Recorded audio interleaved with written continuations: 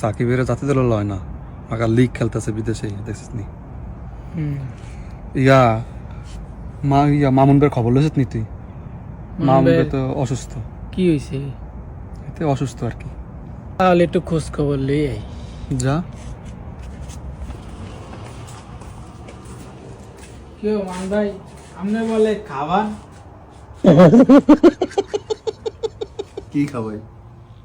সুমনে গেলে আপনি বলে খাবার কইস দে সুমনটা ডাক দেন। ও সুমন এদিকে আয়। তো খেলা দেখতেছে পোলারলা খেলা দেখতেছে না কি রইছে?